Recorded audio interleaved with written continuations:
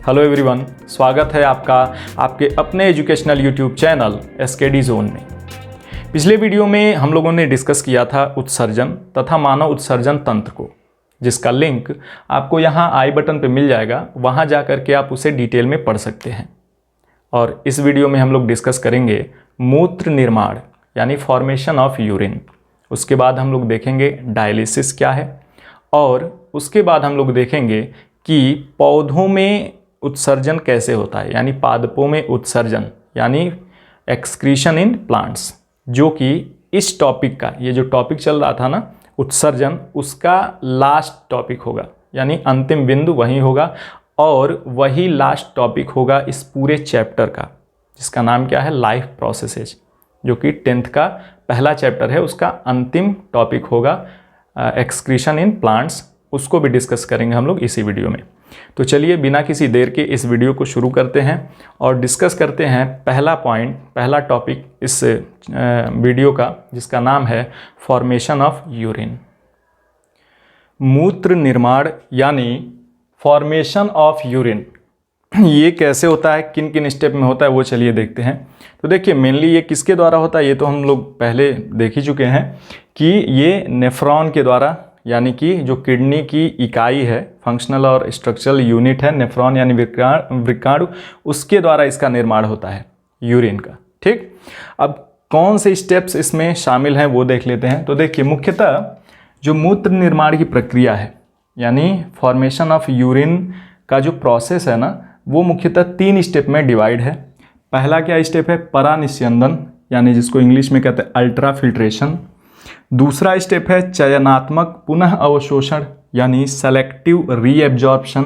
और तीसरा है श्रावण यानी कि सिक्रीशन।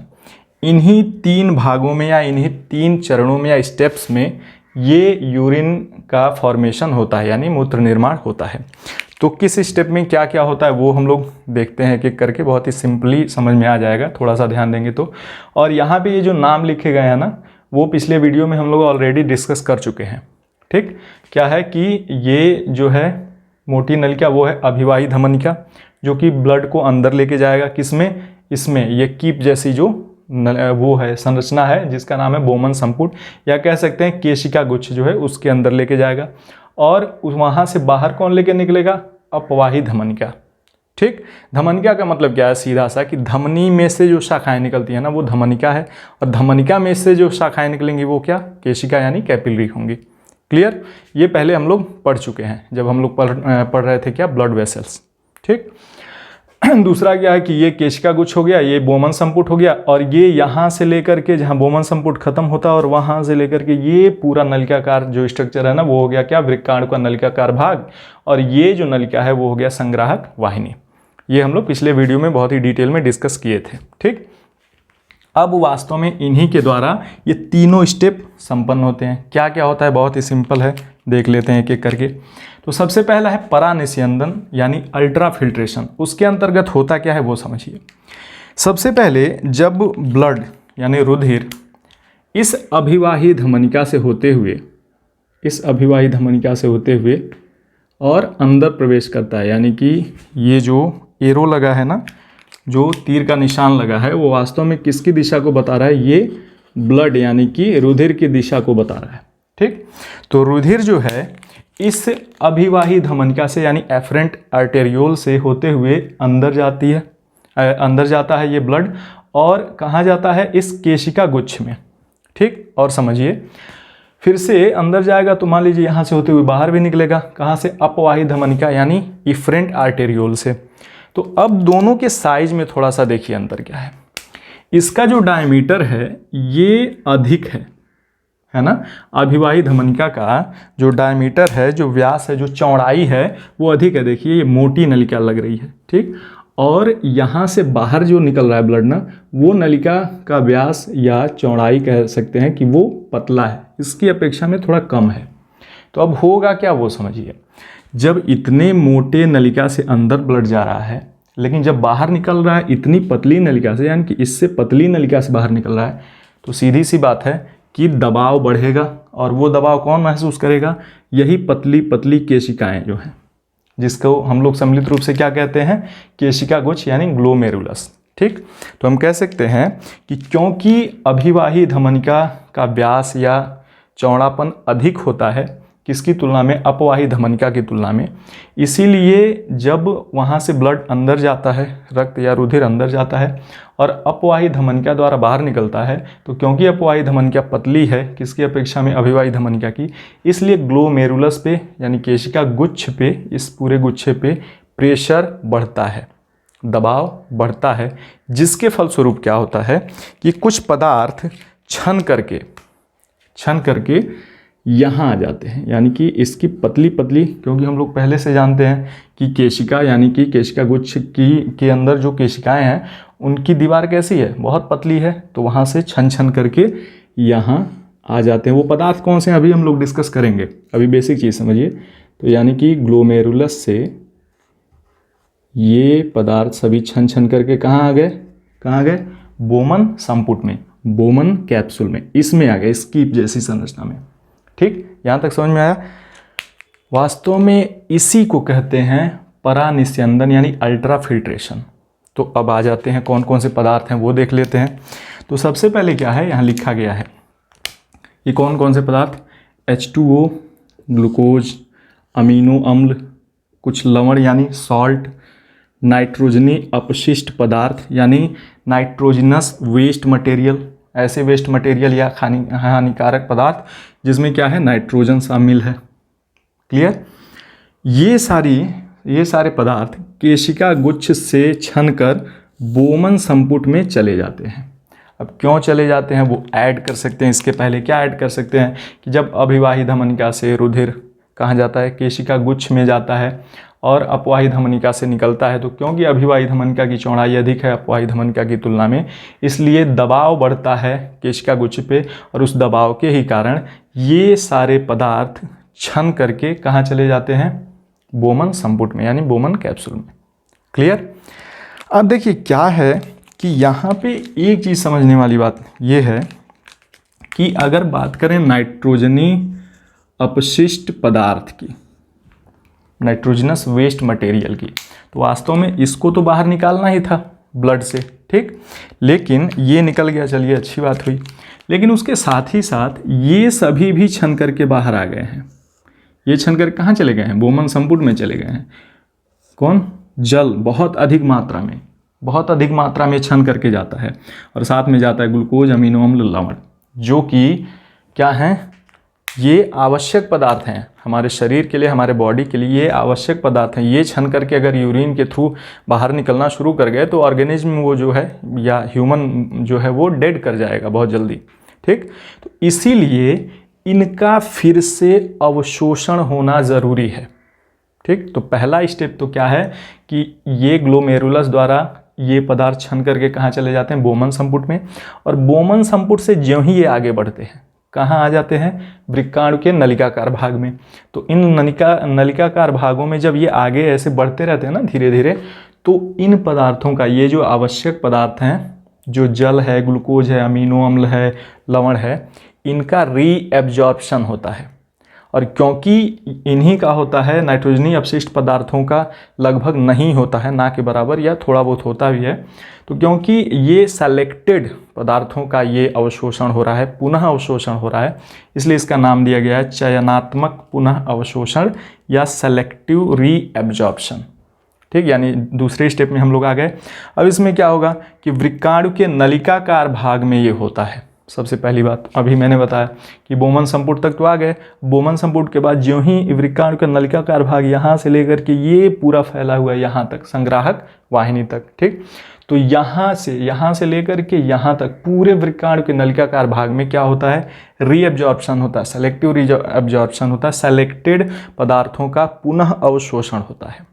ठीक, जो ब्लड में फिर से चले जाते हैं ताकि उपयोगी पदार्थ या आवश्यक पदार्थों की हानि न होने पाए, नहीं तो ऑर्गेनिज्म या ह्यूमन डेड कर जाएगा। ठीक, तो अब क्या है, इस स्टेप में क्या होता है कि ये पहली बात तो वृक्काणु के नलिकाकार भाग में होता है, ये जो चरण है संपन्न होता है। इसके अंतर्गत होता क्या है कि उपयोगी पदार्थों, जैसे कौन कौन से उपयोगी पदार्थ अभी मैंने बताया, यही तो हैं, तो यही यहाँ लिख दिया गया है कि H2O, ग्लूकोज, अमीनो अम्ल और लवण का पुनः अवशोषण होता है, रीएब्जॉर्प्शन होता है। क्यों? क्योंकि ये हमारे बॉडी के लिए उपयोगी पदार्थ हैं। ये नहीं, अगर ऐसे ही ये नहीं रीएब्जॉर्ब हुए, ऐसे ही ये निकलते रहे यूरिन के रूप में, तो वो ह्यूमन क्या करे, डेड कर जाएगा। ठीक, उसका सर्वाइवल संभव नहीं होगा। तो दूसरे चरण में यही होता है कि उन पदार्थों का फिर से अवशोषण हो जाता है और वो ब्लड में चले जाते हैं, फिर से सर्कुलेट होने लगते हैं। ठीक, अब तीसरे चरण में क्या हुआ, सभी के सभी जल का तो अवशोषण होता नहीं है, पुनः अवशोषण पूरे के पूरे जल का नहीं होता है। अतिरिक्त जल जो है, जो एक्स्ट्रा पड़ा हुआ है, या कह सकते हैं कि कुछ मात्रा में जो जल है, वो यहाँ से होते हुए इसके अंतिम छोर में, वृक्काणु का जो नलिकाकार भाग है ना, इसके अंतिम छोर में कुछ मात्रा में जल बचा होता है, जो अतिरिक्त बचा है। ये नाइट्रोजनी अपशिष्ट बचे होते हैं और कुछ मात्रा में लवण होते हैं। ठीक, जो कि यूरिन का निर्माण करते हैं। तो तीसरा चरण वही है, उसका नाम है श्रावण यानी कि सिक्रीशन। इसके अंतर्गत क्या होता है, इसके अंतर्गत ये होता है कि अतिरिक्त जल, जो भी शरीर के अंदर क्रियाओं में शामिल होने वाले जल हैं, उनसे एडिशनल जो बचा हुआ है, हर एक चीज़ का रेगुलेशन होना है यूरिन फॉर्मेशन से। अगर जल बहुत मात्रा में हम लोग पी लिए हैं या अंदर चला गया किसी कारण से, तो अगर वो निकाला नहीं गया तो जो वाहिनियाँ जिसमें वो बह रहा है उसमें दबाव बढ़ सकता है, अंगों पे दबाव बढ़ सकता है। ठीक, तो हर एक चीज़ का एक लिमिटेड मात्रा में होना ज़रूरी है। तो इसीलिए अतिरिक्त जल जो है वो यूरिया कौन सा, यूरिया का मतलब पिछले वीडियो में बताया गया था कि जो मानव में नाइट्रोजनी अपशिष्ट पदार्थ होता है वो क्या होता है, यूरिया होता है। तो अतिरिक्त जल, यूरिया और कुछ लवण वृक्काणु के नलिकाकार भाग के अंतिम सिरे में पहुंचते हैं, यहाँ से होते हुए अंतिम सिरे में इधर पहुंचते हैं। ठीक, और धीरे धीरे स्रावित होकर के वहीं इकट्ठा होते रहते हैं। ठीक, इसीलिए श्रावण नाम दिया गया है। क्लियर? और पहुंचते हैं वहाँ तथा मूत्र का निर्माण करते हैं, यानी यूरिन का फॉर्मेशन करते हैं। थोड़ी सी मात्रा में जल होता है और कुछ पदार्थ यहाँ पहुँचे होते हैं। जो पदार्थ कौन से हैं, यूरिया है और कुछ लवण है। ठीक, अब एक चीज़ यहाँ समझने वाली बात यह है कि ये इसका परानिस्यंदन क्यों नाम दिया गया है, अल्ट्रा फिल्ट्रेशन क्यों नाम दिया गया है। मान लीजिए यहाँ तो पुनः अवशोषण हो रहा है, कुछ पदार्थों का तो हो गया, यहाँ स्रावित हो करके वहाँ लास्ट में इकट्ठा हो रहे हैं ये पदार्थ, वो समझ में आता है। परानिस्यंदन का मतलब क्या हुआ, अल्ट्रा फिल्ट्रेशन। तो बहुत ही सिंपली समझ जाइए कि फिल्ट्रेशन का मतलब क्या होता है, छानने से होता है। ठीक, छानना, फिल्टर करना, छानना। अल्ट्रा का मतलब क्या है कि छनन तो हो रहा है लेकिन बहुत सारे लेयर द्वारा हो रहा है, 5, 6, 7 लेयर अगर लगे हों तो उसी को कहते हैं अल्ट्रा फिल्ट्रेशन। तो यहाँ थोड़ा सा ध्यान दीजिए कि यहाँ पे जो फिल्ट्रेशन हो रहा है ना, जो छनन हो रहा है, वो एक तो किसकी भित्ति है, एक तो भित्ति है केशिका गुच्छ की, केशिकाओं की भित्ति है पतली पतली, और दूसरी भित्ति किसकी है, इस बोमन संपुट की भित्ति है, जो कीप जैसी ऐसी संरचना है। ठीक, तो यहीं दिखने में आ रहा है ना कि दो भित्तियों से होते हुए ये छनन का कार्य हो रहा है। तो क्योंकि दो भित्तियां हैं, दो से छनन का कार्य हो रहा है, यानी कि छनन से अल्ट्रा वाला काम हो रहा है, उससे ऊपर लेवल का काम हो रहा है, इसलिए इसका नाम दे दिया गया है अल्ट्रा फिल्ट्रेशन यानी परानिस्यंदन। क्लियर? तो ये पूरी प्रक्रिया थी क्या, मूत्र निर्माण यानी फॉर्मेशन ऑफ यूरिन। एक स्क्रीनशॉट ले लीजिए। क्लियर? अब इसके बाद हमारा जो टॉपिक है वो है डायलिसिस यानी अपोहन। तो चलिए डिस्कस करते हैं अपोहन यानी डायलिसिस को। तो चलिए देखते हैं कि अपोहन यानी डायलिसिस कहते किसे हैं। तो देखिए, बहुत ही सिंपल सी बात है कि अगर किसी व्यक्ति का वृक्क यानी किडनी काम करना बंद कर दे या प्रॉपर तरीके से काम न कर पाए तो क्या होगा, तो ये होगा कि उसके रुधिर में नाइट्रोजन युक्त अपशिष्ट पदार्थों की मात्रा बढ़ने लगेगी, जो उत्सर्जित पदार्थ के रूप में बाहर निकलना चाहिए था यूरिन से होते हुए, यूरिन बन करके, वो क्या होगा, उनकी मात्रा शरीर में बढ़ने लगेगी। और किस में बढ़ने लगी, रुधिर में। तो रुधिर में उन अपशिष्ट पदार्थों का एकत्रीकरण उस व्यक्ति को भिन्न भिन्न तरह की व्याधियाँ यानी रोग में पहुँचा सकता है, यानी कि उसके लिए बहुत ज़्यादा नुकसानदेह हो सकता है। ठीक, तो उन्हीं अपशिष्ट पदार्थों को जो नाइट्रोजन युक्त अपशिष्ट पदार्थ हैं उन्हीं को कृत्रिम तरीके से बाहर निकालना। कब? जब प्रॉपर तरीके से वृक्क काम करना बंद कर दिया हो तो उस समय कृत्रिम तरीके से उन अपशिष्ट पदार्थों को बाहर निकालना रुधिर से, उसी को कहते हैं डायलिसिस यानी अपोहन। तो अपोहन यानी डायलिसिस कहते किसे हैं? तो सिंपल सा यहाँ लिखा गया कि सबसे पहले तो ये क्या है, यह एक क्या है कि रक्त शोधन यानी रक्त को शुद्ध करने की एक कृत्रिम विधि है, आर्टिफिशियल टेक्निक है, ठीक। और इसके अंतर्गत होता क्या है? इसके अंतर्गत कृत्रिम वृक्क यानी कि आर्टिफिशियल किडनी द्वारा रुधिर में से नाइट्रोजनी अपशिष्ट पदार्थों को बाहर निकाला जाता है। ठीक वही काम है जो किडनी कर रहा था, अभी किडनी काम करना बंद कर दिया है या प्रॉपर तरीके से काम नहीं कर रहा है, तो उसी का काम कृत्रिम वृक्क यानी एक मशीनरी टेक्निक होता है, उसी के द्वारा क्या किया जाता है कि रुधिर में से जो नाइट्रोजनी अपशिष्ट पदार्थ हैं उनको बाहर निकाला जाता है। बहुत ज़्यादा डिटेल यहाँ हाई स्कूल में नहीं है, 11th में हम लोग इसके बारे में बहुत पूरा डिटेल में पढ़ेंगे, सारी चीज़ें क्लियर हो जाएंगी। जितना है हाई स्कूल के लेवल पे उतना यहाँ बताया जा रहा है, ठीक। अब यहाँ ख़त्म होता है उत्सर्जन किसमें? मानव में।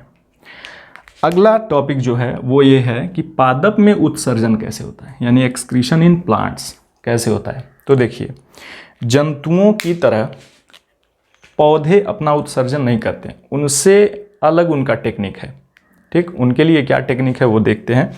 तो पॉइंट्स में अलग अलग लिख दिया गया है, बहुत ही ईजिली समझ में आ जाएगा। तो पहला क्या है कि सबसे पहले तो ये वाष्पोत्सर्जन करते हैं। वाष्पोत्सर्जन मतलब वाष्प के रूप में जल का पत्तियों द्वारा बाहर निकलना, उनके स्टोमेटा जब खुलते हैं और निकलते हैं, ठीक, जिसको इंग्लिश में क्या कहते हैं? ट्रांसपीरेशन कहते हैं। तो इसके द्वारा ये करते क्या हैं? अतिरिक्त जल का निष्कासन करते हैं। अतिरिक्त जल जो बहुत ज़्यादा ये जल ले लिए हैं जड़ों के द्वारा, वो वाष्प के रूप में पत्तियों के स्टोमेटा से या अन्य भागों में भी स्टोमेटा होते हैं थोड़े बहुत, वहाँ से ये वाष्प के रूप में अतिरिक्त जल को बाहर निकालते हैं। ये भी इनका एक तरीके का उत्सर्जन ही है। उत्सर्जन का मतलब क्या होता है कि देखिए, अपशिष्ट पदार्थ का मतलब ये नहीं कि सबके लिए नाइट्रोजन युक्त पदार्थ ही अपशिष्ट पदार्थ हों। वो सभी पदार्थ जो उस ऑर्गेनिज्म के बॉडी के अंदर अब जो सामान्य लेवल है ना, उसको क्या कर सकते हैं कि इम्बैलेंस कर सकते हैं, उसको इधर उधर कर सकते हैं। तो उनको बैलेंस में रखने के लिए क्या किया जाता है कि उन्हीं पदार्थों का बाहर उनको निकाला जाता है, ठीक। तो इसी तरह से क्या है कि पादप में उत्सर्जन, पहला क्या है कि वाष्पोत्सर्जन द्वारा तो अतिरिक्त जल का निष्कासन हो जाता है। कैसे होता वो हम लोग पढ़े थे जब स्टोमेटा के बारे में हम लोग पढ़ रहे थे, ठीक। अगला क्या है कि अतिरिक्त O2 का यानी ऑक्सीजन का स्टोमेटा के द्वारा निष्कासन होता है। उसी स्टोमेटा के द्वारा वाष्प का भी होता है और उसी स्टोमेटा के द्वारा ऑक्सीजन का भी बाहर निकलना होता है। लेकिन अब यहाँ सोचने वाली बात यह है कि आप सोचेंगे कि ऑक्सीजन कैसे हो गया उत्सर्जित पदार्थ। तो वही बात है कि जिस भी चीज़ की अधिकता हो जाएगी वो समझ के चलिए कि उसको बाहर निकालना ही, उसका उत्सर्जन आवश्यक है, तो उसके लिए वो उत्सर्जित पदार्थ है। क्लियर? तो ऑक्सीजन बनता किस में है? प्रकाश संश्लेषण की क्रिया में बनता है। तो प्रकाश संश्लेषण में जब ऑक्सीजन की बहुत ज़्यादा मात्रा बन जाएगी तो वो नुकसानदेह होगा किसके लिए? पौधे के लिए। तो अतिरिक्त जो O2 है वो स्टोमेटा के द्वारा यानी पर्णरंध्रों के द्वारा क्या किया जाता है? बाहर निकाल दिया जाता है। क्लियर? अगला है कि कुछ अपशिष्ट पदार्थ क्या होता है? पादप कोशिकाओं के रिक्तिका में संचित होते हैं। जब आप लोग 9th में पढ़े होंगे प्लांट सेल और एनिमल सेल, तो प्लांट सेल में बड़ी बड़ी रिक्तिकाएं पाई जाती हैं। आप देखे होंगे केंद्र की तरफ होता है, रिक्तिकाओं का साइज क्या होता है? बड़ा बड़ा होता है। तो उन्हीं रिक्तिकाओं में क्या होता है ना कि कुछ पौधों में ऐसा होता है कि कुछ अपशिष्ट पदार्थ उनके उन्हीं रिक्तिकाओं में, जो कोशिकाओं की रिक्तिकाएं हैं, उसमें संचित होते हैं। ठीक। अगला क्या है कि अन्य अपशिष्ट पदार्थ, जैसे अपशिष्ट पदार्थों के अलग अलग रूप होते हैं पौधे में, जैसे क्या है? रेजिन है, गोंद है, ये सब किस में संचित होते हैं? ये संचित होते हैं पौधे के पुराने हो चुके जो जाइलम होते हैं। जाइलम, पुराने जाइलम में संचित होते हैं। अब जाइलम और फ्लोएम क्या है ये तो बताने की ज़रूरत नहीं है। जब हम लोग पढ़ रहे थे किसमें? पादपों में वहन, तो वहाँ बताया गया था कि जाइलम क्या करता है और फ्लोएम क्या करता है। ठीक। तो पुराने जो जाइलम हो गए रहते हैं ना, उसमें जो अन्य अपशिष्ट पदार्थ हैं वो रेजिन और गोंद के रूप में वहाँ इकट्ठा होते रहते हैं पौधों में। ठीक। अगला क्या है कि कुछ अपशिष्ट पदार्थों का उत्सर्जन आसपास की मृदा में कर देते हैं पौधे जहाँ पे जिस मृदा में उगे हुए रहते हैं ना, तो वहीं उसी मृदा में कुछ अपशिष्ट पदार्थों का उत्सर्जन वो कर देते हैं। और इसके अतिरिक्त पत्तियों का गिरना, ठीक, अन्य ये सभी विधियाँ, ये सभी वास्तव में पादप में उत्सर्जन का ही एक तरीका है। क्लियर? हाँ, एक स्क्रीनशॉट ले लीजिए। क्लियर? अब क्या है कि यहाँ ये जो ही खत्म होता है पादप में उत्सर्जन ये टॉपिक, त्यों ही इसके साथ ही साथ ये जो टॉपिक चल रहा था उत्सर्जन, ये तो ख़त्म ही होता है। उसके साथ ख़त्म होता है ये पहला चैप्टर हाई स्कूल का, जिसका नाम क्या था? Life processes. क्लियर? अब यहाँ पे ये चैप्टर ख़त्म होता है। अब इसके बाद हम लोग नया चैप्टर शुरू करेंगे, लेकिन वो इस वीडियो में नहीं, वो हम लोग शुरू करेंगे अगले वीडियो में। तो इस वीडियो में फ़िलहाल यहीं तक। अगले वीडियो में नए चैप्टर के साथ शीघ्र मुलाकात होगी।